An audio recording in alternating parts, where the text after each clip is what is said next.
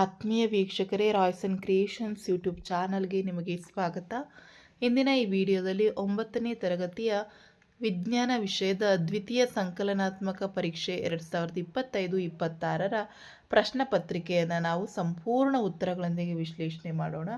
ಯಾರೆಲ್ಲ ಮೊದಲ ಬಾರಿ ನಮ್ಮ ಚಾನಲ್ ನೋಡ್ತಾ ಇದ್ದೀರಾ, ಸಬ್ಸ್ಕ್ರೈಬ್ ಮಾಡಿ ಹಾಗೂ ನಿಮ್ಮ ಫ್ರೆಂಡ್ಸಿಗೆ ಶೇರ್ ಮಾಡಿ. ಸೊ ಎಲ್ಲ ವಿಷಯಗಳಿಗೂ ವಿಡಿಯೋಸನ್ನು ಮಾಡಿ ಆಗಿದೆ ಮಕ್ಕಳ.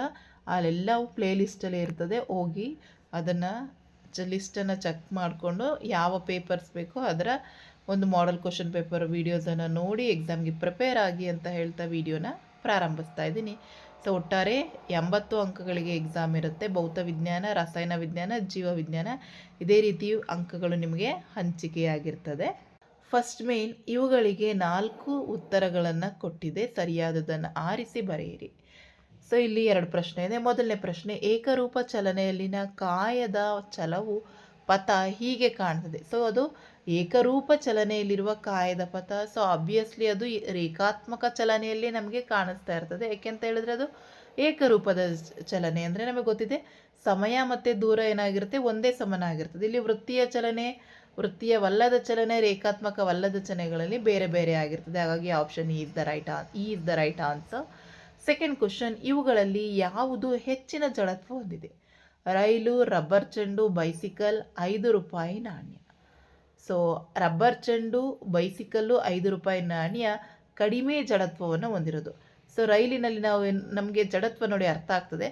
ಸೊ ರೈಲು ನಿಂತಾಗ ಅಥವಾ ರೈಲು ಪ್ರಾರಂಭವಾದಾಗ ನಾವು ನಮ್ಮ ಮೇಲೆ ತುಂಬ ಬಲ ನಮ್ಮ ಮೇಲೆ ಬೀಳುತ್ತೆ. ಆವಾಗ ನಾವು ಮುಂದೆ ಹೋಗಿ ಹಿಂದೆ ಬರ್ತೀವಿ. ಸೊ ಹಾಗಾಗಿ ಹೆಚ್ಚು ಜಡತ್ವ ಇರುವಂಥದ್ದು ರೈಲಿನಲ್ಲೇ. ಹಾಗಾಗಿ option A is the right answer. Next, ದ್ರವಗಳಲ್ಲಿ ಮೇಲ್ಮುಖ ಬಲವು ತನ್ನಲ್ಲಿರುವ ವಸ್ತುವಿನ ಮೇಲೆ ಪ್ರಯೋಗವಾದ ಕ್ರಿಯೆಯನ್ನು ಹೀಗೆನ್ನುತ್ತಾರೆ. ಸೊ ಅದನ್ನು ನಾವು ಪ್ಲವನತೆ ಅಂತ ಹೇಳಿ ಕರಿತೀವಿ, ಅಥವಾ ಬಯಾನ್ಸಿ ಅಂತ ಹೇಳ್ತೀವಿ. ಬಲ, ಒತ್ತಡ, ಪ್ಲವನತೆ. ಸೊ ಯಾವುದು ಅಲ್ಲ. ಸೊ ಪ್ಲವನತೆ is the right answer. Next, ಕೆಳಗಿನ ಪ್ರಶ್ನೆಗಳಿಗೆ ಒಂದು ವಾಕ್ಯದಲ್ಲಿ ಉತ್ತರಿಸಲಿಕ್ಕೆ ಕೇಳಿದರೆ, ಕೆಲಸ ನಡೆದಿದೆ ಎಂದು ಯಾವಾಗ ನಾವು ಹೇಳ್ಬೋದು? ಯಾವಾಗ ಹೇಳ್ತೀವಿ? ವಸ್ತುವೊಂದರ ಮೇಲೆ ಬಲವನ್ನು ಪ್ರಯೋಗಿಸಿದಾಗ ಆ ವಸ್ತು ಬಲದ ನೇರದಲ್ಲಿ ಸ್ಥಾನಪಲ್ಲಟಗೊಂಡಿದ್ದರೆ ಅದನ್ನು ನಾವು ಕೆಲಸ ಆಗಿದೆ ಅಂತ ಹೇಳಿ ಹೇಳ್ತೀವಿ. ನೆಕ್ಸ್ಟ್, ಶಬ್ದ ಎಂದರೇನು? ಅದು ಹೇಗೆ ಉತ್ಪತ್ತಿ ಆಗ್ತದೆ? ಸೊ ಶಬ್ದ ಶಕ್ತಿಯ ಒಂದು ರೂಪ. ಸೊ ಇದು ಕಂಪನದಿಂದ ಉಂಟಾಗುವಂಥದ್ದು ಶಬ್ದ ಆಗಿರ್ತದೆ. ನೆಕ್ಸ್ಟ್, ಕೆಳಗೆ ನೀಡಿರುವಂತಹ ಪ್ರಶ್ನೆಗಳಿಗೆ 2 ವಾಕ್ಯಗಳಲ್ಲಿ ಉತ್ತರಿಸಲಿಕ್ಕೆ ಕೇಳಿದ್ದಾರೆ ಮಕ್ಕಳ. ಸೊ ಇಲ್ಲಿ 6ನೇ ಪ್ರಶ್ನೆಯನ್ನು ನೋಡೋಣ.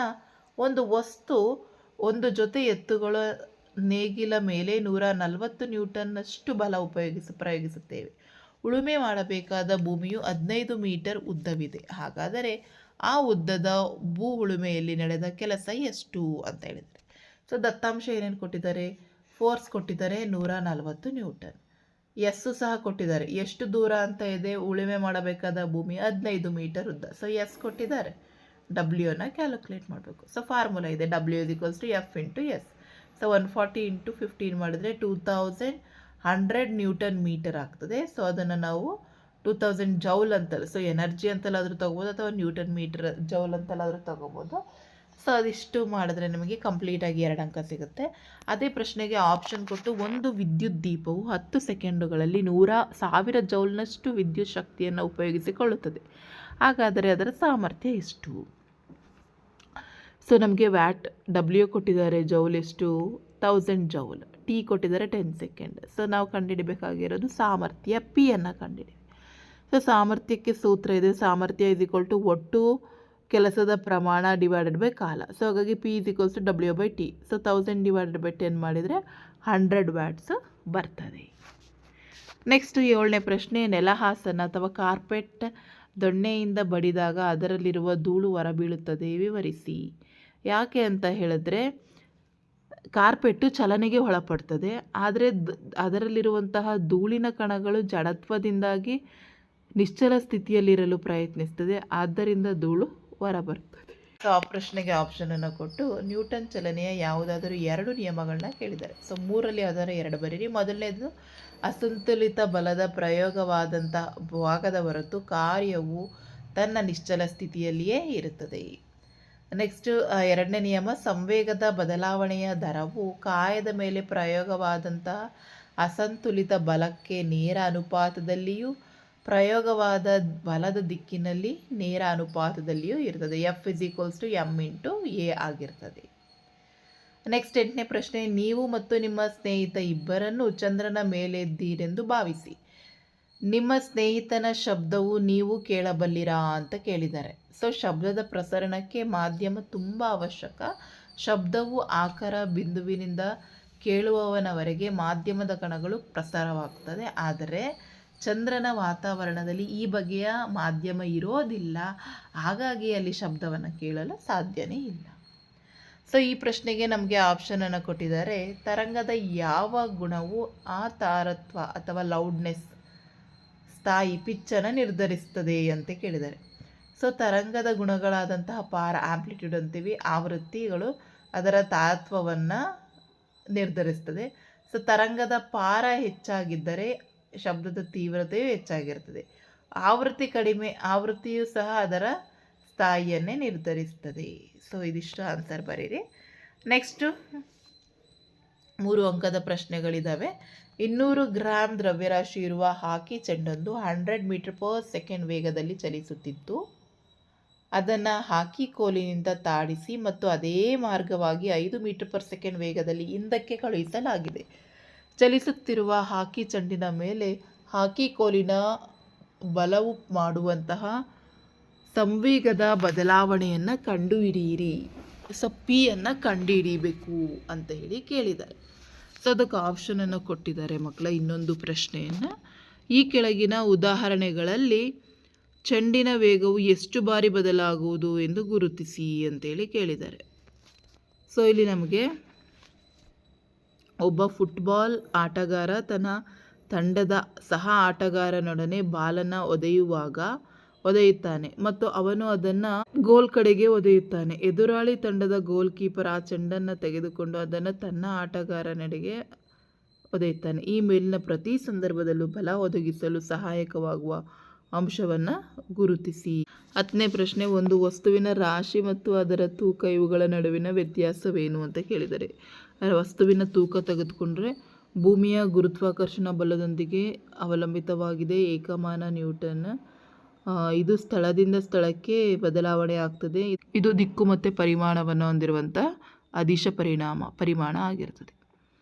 ಜಡತ್ವದ ಆಧಾರದ ಮೇಲೆ ಅವಲಂಬಿತವಾಗಿರ್ತದೆ. ಇದು ಏಕಮಾನ ಕಿಲೋಗ್ರಾಮ್ ಆಗಿರ್ತದೆ ಮತ್ತು ಇದು ಸದಿಶ ಪ್ರಮಾಣವನ್ನು ಹೊಂದಿರ್ತದೆ. 11ನೇದು, ನಿಮ್ಮ ಶಾಲೆಯ ಗಂಟೆಯಿಂದ ಶಬ್ದವು ಹೇಗೆ ಉಂಟಾಗ್ತದೆ ವಿವರಿಸಿ ಅಂತ ಹೇಳಿ ಕೇಳಿದ್ದಾರೆ ಮಕ್ಕಳ. ಸೊ ಶಾಲಾ ಗಂಟೆಯು ಕಂಪಿಸಿದಾಗ ಅದು ತನ್ನ ಸುತ್ತಲಿನ ಮಾಧ್ಯಮದ ಕಣಗಳನ್ನು ಕಂಪಿಸುತ್ತದೆ. ಕಂಪಿಸುವ ವಸ್ತುವಿನೊಂದಿಗೆ ಸಂಪರ್ಕಕ್ಕಿರುವ ಮಾಧ್ಯಮದ ಕಣವು ತನ್ನ ಸಮತೋಲನ ಸ್ಥಿತಿಯಿಂದ ಸ್ಥಾನಪಲ್ಲಟಗೊಳ್ಳುತ್ತದೆ. ನಂತರ ಅದು ತನ್ನ ಪಕ್ಕದ ಕಣದ ಮೇಲೆ ಬಲವನ್ನು ಹಾಕುತ್ತದೆ. ಗಂಟೆಯ ಶಬ್ದದಿಂದ ಕಂಪನದಿಂದ ನಿರಂತರವಾಗಿ ಉಂಟಾಗುತ್ತದೆ. ಕಂಪಿಸುವ ಗಾಳಿ ಕಣಗಳು ವೇಗವಾಗಿ ಹಿಂದಕ್ಕೆ ಮತ್ತು ಮುಂದಕ್ಕೆ ಚಲಿಸಿದಾಗ ಗಾಳಿಯಲ್ಲಿ ಸಂಪೀಡಿತ ಹಾಗೂ ವಿರಳನ ಉಂಟಾಗಿ ಇದರ ಶಬ್ದದ ತರಂಗವನ್ನು ಮಾಧ್ಯಮದಲ್ಲಿ ಪ್ರಸಾರವಾಗುವಂತೆ ಮಾಡುವ ಸಂಪೀಡನವು ಹೆಚ್ಚಿನ ಅಸಂತುಲಿತ ಕಣಗಳು ಕಂಪನದಿಂದ ಶಬ್ದವನ್ನು ಸುತ್ತಲಿನ ವಾತಾವರಣದಲ್ಲಿ ಉಂಟು ಮಾಡಿ ಶಬ್ದವನ್ನು ಪ್ರಸರಿಸ್ತದೆ. ಹೀಗೆ ಶಾಲಾ ಗಂಟೆಯಿಂದ ಶಬ್ದವು ಉಂಟಾಗ್ತದೆ.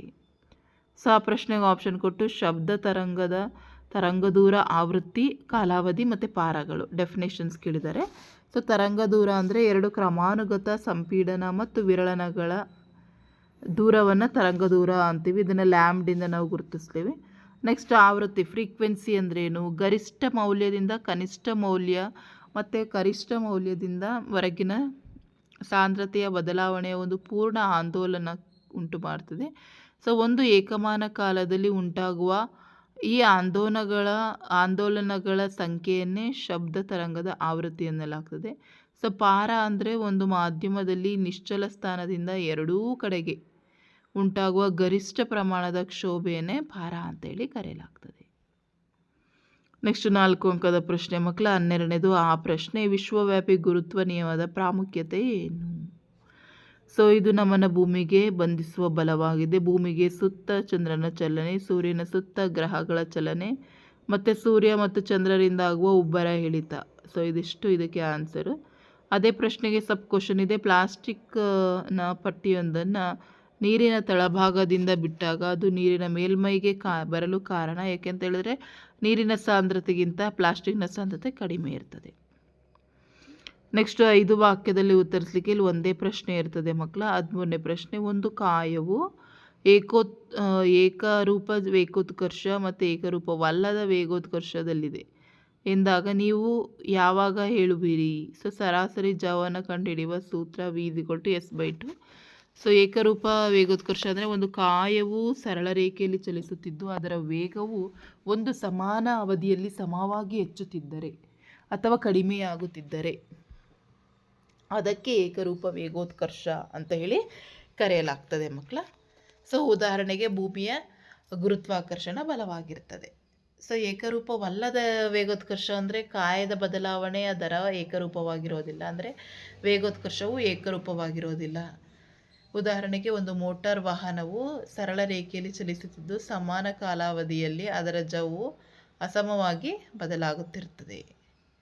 ಸೊ ಆ ಪ್ರಶ್ನೆಗೆ ಆಪ್ಷನ್ ಕೊಟ್ಟು ಏಕರೂಪ ಚಲನೆಯಲ್ಲಿನ ಕಾಯದ ಚಲನದ ಪಥ ಯಾವ ರೀತಿಯಲ್ಲಿ ಇರ್ತದೆ ಕೇಳಿದರೆ, ಸೊ ಏಕರೂಪದ ಚಲನೆ ಅಂತ ಹೇಳಿದರೆ ರೇಖಾತ್ಮಕ ಚಲನೆಯಲ್ಲಿರ್ತದೆ. ಸ್ವಯಂ ಚಾಲಿತ ವಾಹನಗಳಲ್ಲಿರುವ ಓಡೋಮೀಟರ್ಗಳನ್ನು ಏನನ್ನು ಅಳೆಯುತ್ತದೆ? ಸೊ ಅದು ದೂರವನ್ನು ಅಳೆಯುವಂಥದ್ದು. ಓಡೋಮೀಟರ್ ಕೆಲಸನೇ ದೂರವನ್ನು ಅಳೆಯುವಂಥದ್ದು. ಜವ ಮತ್ತು ವೇಗಕ್ಕಿರುವ ವ್ಯತ್ಯಾಸ. ಜವ ಅದಿಶ ಪರಿಮಾಣ, ವೇಗ ಸದಿಶ ಪರಿಮಾಣ.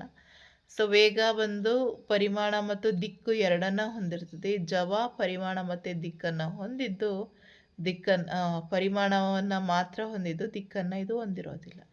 ಇಲ್ಲಿ ಚಲನೆಯ ದರವನ್ನು ವ್ಯಕ್ತಪಡಿಸ್ತದೆ. ಜವ ಬಂದು ಚಲನೆಯ ದರವು ನೇರದೊಂದಿಗೆ ಅವಲಂಬಿಸಿರ್ತದೆ. ಸೊ ಇದಿಷ್ಟು ಭೌತ ವಿಜ್ಞಾನದಿಂದ ಬಂದಂತಹ ಪ್ರಶ್ನೆಗಳಾಗಿರ್ತದೆ. ನೆಕ್ಸ್ಟ್ ರಸಾಯನ ವಿಜ್ಞಾನದ ಪ್ರಶ್ನೆಗಳನ್ನು ನೋಡ್ತಾ ಹೋಗೋಣ.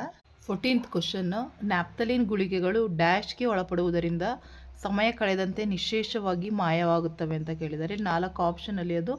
ಸೊ ನ್ಯಾಪ್ತಲಿನ್ ಗುಳಿಗೆ ಸಮಯ ಕಳೆದಂತೆ ಯಾಕೆ ಅದು ಮಾಯ ಆಗ್ತದೆ ಅಂದರೆ ಅದು ಉತ್ಪತ್ತನ ಕ್ರಿಯೆಯನ್ನು ಒಳಗೊಳ್ತದೆ. ಹಾಗಾಗಿ ಕೊಟ್ಟಿರೋದ್ರಲ್ಲಿ ಆಪ್ಷನ್ ಆ ಉತ್ಪತ್ತನ ಇಸ್ ದ ರೈಟ್ ಆನ್ಸರ್. 15ನೇ ಪ್ರಶ್ನೆ, ಸಮುದ್ರದ ನೀರಿನಿಂದ ಉಪ್ಪು ಡ್ಯಾಶ್ ಅಂತ ಕೊಟ್ಟಿದ್ದಾರೆ. ಉತ್ಪತ್ತನ, ಬಾಷ್ಪೀಕರಣ, ಸೆಂಟ್ರಿಫಿಗೇಷನ್, ಘನೀಕರಣ. ಸೊ ಸಮುದ್ರದ ನೀರಿನಿಂದ ಉಪ್ಪನ್ನು ನಾವು ಯಾವ ರೀತಿ ತೆಗಿತೀವಿ ಅಂತ ಹೇಳಿದ್ರೆ ಆಬ್ವಿಯಸ್ಲಿ ಅದು ಬಾಷ್ಪೀಕರಣ ಆಗ್ತದೆ ನೀರು, ಆಗ ನಮಗೆ ಉಪ್ಪು ಸಿಗ್ತದೆ. Option A is the right answer. Next 16ನೇ ಪ್ರಶ್ನೆ, ಪೊಟ್ಯಾಷಿಯಂ ಸಲ್ಫೇಟ್ ಇದರ ಅಣು ಸಂಕೇತ ಕೇಳಿದ್ದಾರೆ. ಸೊ ಪೊಟ್ಯಾಷಿಯಂ ಸಲ್ಫೇಟ್ನ ಸಂಕೇತ K2SO4 ಆಗಿರ್ತದೆ ಮಕ್ಕಳ. ಹಾಗಾಗಿ option A is the right answer. So ಇದಿಷ್ಟು ಮಲ್ಟಿಪಲ್ ಚಾಯ್ಸ್ ಕ್ವಶನ್ಸ್ ಆಗಿರುತ್ತೆ. ನೆಕ್ಸ್ಟ್ ನಿಮಗೆ 17ನೇ ಪ್ರಶ್ನೆ ಒಂದು ವಾಕ್ಯದ ಪ್ರಶ್ನೆಗಳಿದ್ದಾವೆ. ಪರ್ಯಾಪ್ತ ದ್ರಾವಣ ಎಂದರೇನು ಅಂತ ಕೇಳಿದ್ದಾರೆ. ಸೊ ಯಾವುದೇ ನಿರ್ದಿಷ್ಟ ತಾಪಮಾನದಲ್ಲಿ ತಾನು ವಿಲೀನಗೊಳಿಸಿಕೊಳ್ಳಬಹುದಾದಷ್ಟು ದ್ರಾವ್ಯವನ್ನು ವಿಲೀನಗೊಳಿಸಿಕೊಂಡಿರುವ ದ್ರಾವಣಕ್ಕೆ ಪರ್ಯಾಪ್ತ ದ್ರಾವಣ ಅಂತ ಹೇಳಿ ಕರೆಯಲಾಗ್ತದೆ. ನೆಕ್ಸ್ಟ್ ರಾಸಾಯನಿಕ ಸೂತ್ರ ಪದದ ಅರ್ಥವೇನು ಕೇಳಿದ್ದಾರೆ. ಸೊ ವಸ್ತುವಿನಲ್ಲಿ ಎಲ್ಲ ಧಾತುಗಳನ್ನು ಸಂಕ್ಷಿಪ್ತವಾಗಿ ಸಂಕೇತಗಳ ಮೂಲಕ ವ್ಯಕ್ತಪಡಿಸುವ ಸೂತ್ರಕ್ಕೆ ನಾವು ರಾಸಾಯನಿಕ ಸೂತ್ರ ಅಂತ ಹೇಳಿ ಕರೆಯಲಾಗ್ತದೆ. ನೆಕ್ಸ್ಟ್ 19ನೇ ಪ್ರಶ್ನೆ, ಒಂದು ಪರಮಾಣುವು ಒಂದು ಎಲೆಕ್ಟ್ರಾನ್ ಮತ್ತು ಒಂದು ಪ್ರೋಟಾನ್ಗಳನ್ನು ಒಳಗೊಂಡಿದ್ದರೆ ಅದು ಯಾವುದೇ ಆವೇಶವನ್ನು ಹೊಂದಿರುವುದೇ ಅಥವಾ ಇಲ್ಲವೇ ಅಂತ ಕೇಳಿದ್ದಾರೆ. ಸೊ ಯಾವುದೇ ಆವೇಶವನ್ನು ಹೊಂದಿರೋದಿಲ್ಲ. ಯಾಕೆ ಅಂತ ಹೇಳಿದರೆ ಪ್ರೋಟಾನ್ ಮತ್ತು ಎಲೆಕ್ಟ್ರಾನ್ಗಳ ಸಂಖ್ಯೆ ಏನಾಗಿರುತ್ತೆ, ಸಮನಾಗಿರ್ತದೆ. ನೆಕ್ಸ್ಟ್ ಕೆಳಗಿನ ಪ್ರಶ್ನೆಗಳಿಗೆ 2-3 ವಾಕ್ಯಗಳಲ್ಲಿ ಉತ್ತರಿಸಲಿಕ್ಕೆ ಕೇಳಿದ್ದಾರೆ. 20ನೇ ಪ್ರಶ್ನೆ, ದ್ರವ್ಯದ ಕಣಗಳ ಗುಣಲಕ್ಷಣಗಳು ಯಾವ್ಯಾವು ಕೇಳಿದ್ದಾರೆ. ಸೊ ದ್ರವ್ಯದ ಕಣಗಳ ಮಧ್ಯೆ ಖಾಲಿ ಸ್ಥಳಾವಕಾಶ ಕಂಡುಬರುತ್ತದೆ. ದ್ರವ್ಯದ ಕಣಗಳು ಪರಸ್ಪರ ಆಕರ್ಷಿಸುತ್ತವೆ. ದ್ರವ್ಯದ ಕಣಗಳು ನಿರಂತರವಾಗಿ ಚಲನೆಯಲ್ಲಿ ಇರ್ತದೆ. ಸೊ ಆ ಪ್ರಶ್ನೆಗೆ ಆಪ್ಷನ್ ಕೊಟ್ಟು ಬೇಸಿಗೆ ದಿನಗಳಲ್ಲಿ ಮಡಕೆ ನೀರಿನಲ್ಲಿರುವ ನೀರು ತಂಪಾಗಿರುತ್ತದೆ ಹೇಗೆ ಕೇಳಿದ್ದಾರೆ. ಸೊ ಮಡಕೆಯಲ್ಲಿ ಚಿಕ್ಕ ಚಿಕ್ಕ ರಂಧ್ರಗಳಿರ್ತವೆ. ಸೊ ನೀರು ಈ ರಂಧ್ರದ ಮೂಲಕ ಮಣ್ಣಿನ ಮಡಕೆಯ ಹೊರಭಾಗಕ್ಕೆ ಬಂದು ಆವಿಯಾಗ್ತದೆ. ಈ ಆವಿಯು ಮಣ್ಣಿನ ಮಡಕೆಯಿಂದ ಉಷ್ಣವನ್ನು ತೆಗೆದುಕೊಂಡು ಹೋಗ್ತದೆ. ಆದ್ದರಿಂದ ಮಡಕೆ ನೀರು ಯಾವಾಗಲೂ ತಣ್ಣದಾಗಿರ್ತದೆ. ನೆಕ್ಸ್ಟ್ ನೀಲಂಬಿತ ಮಿಶ್ರಣ ಎಂದರೇನು, ಉದಾಹರಣೆ ಕೊಡಿ ಅಂತ ಕೇಳಿದ್ದಾರೆ. ಸೊ ನೀಲಂಬಿತ ಮಿಶ್ರಣವು ಅಸಮರೂಪ ಮಿಶ್ರಣವಾಗಿರ್ತದೆ. ಅದರಲ್ಲಿ ದ್ರಾವ್ಯದ ಕಣಗಳು ದ್ರಾವಣದಲ್ಲಿ ವಿಲೀನಗೊಂಡಿರೋದಿಲ್ಲ, ಆದರೆ ಇಡೀ ಮಾಧ್ಯಮದಲ್ಲಿ ನಿಲಂಬಿತ ಸ್ಥಿತಿಯಲ್ಲಿರ್ತದೆ. ನಿಲಂಬಿತ ಮಿಶ್ರಣಗಳು ಕಣಗಳು ಬರಿಗಣ್ಣಿಗೆ ಕಾಣುತ್ತವೆ. ಸೊ ಉದಾಹರಣೆಗೆ ನೀರಿನಲ್ಲಿ ಕರಗಿರುವಂತಹ ಸೀಮೆ ಸುಣ್ಣಕ್ಕೆ ನಾವು ಇದಕ್ಕೆ ಉದಾಹರಣೆಯನ್ನು ತೆಗೆದುಕೊಳ್ಬೋದು. ಸೊ ಈ ಪ್ರಶ್ನೆಗೆ ಆಪ್ಷನನ್ನು ಕೊಟ್ಟಿದ್ದಾರೆ ಮಕ್ಕಳ. ಕೆಳಗಿನ ಪ್ರತಿಯೊಂದನ್ನು ಸಮರೂಪ ಅಥವಾ ಸಮರೂಪವಲ್ಲದ ಮಿಶ್ರಣ ಎಂದು ವಿಂಗಡಿಸಿ ಅಂತ ಹೇಳಿ ಕೇಳಿದ್ದಾರೆ. ಸೊ ಈಗ ಸೋಡಾ ನೀರು, ಮರ, ಗಾಳಿ, ಮಣ್ಣು, ವಿನೆಗರ್, ಸೋಸಿದ ಟೀ ಕೊಟ್ಟಿದ್ದಾರೆ. ಸೊ ಸಮುದ್ರದ ಸಮರೂಪ ಮಿಶ್ರಣಕ್ಕೆ ಬಂದರೆ ಮಕ್ಕಳೇ ಸೋಡಾದ ನೀರು, ವಿನೆಗರ್, ಸೋಸಿದ ಟೀ, ಗಾಳಿ ಇವೆಲ್ಲ ಸಮರೂಪ ಮಿಶ್ರಣಕ್ಕೆ ಬರ್ತದೆ. ಸಮರೂಪವಲ್ಲದ ಮಿಶ್ರಣ ಯಾವುದಪ್ಪ ಅಂತ ಹೇಳಿದ್ರೆ ಮರ, ಮಣ್ಣು. ಸೊ ಇವೆಲ್ಲ ಸಮರೂಪವಲ್ಲದ ಮಿಶ್ರಣಗಳಾಗಿರ್ತದೆ. ನೆಕ್ಸ್ಟು 22ನೇ ಪ್ರಶ್ನೆ. ಬೋರ್ರವರ ಪರಮಾಣು ಮಾದರಿ ಚಿತ್ರವನ್ನು ಒಂದು ಪರಮಾಣುವಿನ 3 ಕವಚಗಳ ಸಹಿತ ಬಿಡಿಸಿ ಅಂತ ಹೇಳಿ ಕೇಳಿದ್ದಾರೆ ನಮಗೆ. ಸೊ ಇಲ್ಲಿ ನೋಡಿ ನಿಮಗೆ ಚಿತ್ರ ಕಾಣಿಸ್ತಾ ಇದೆಯಲ್ಲ.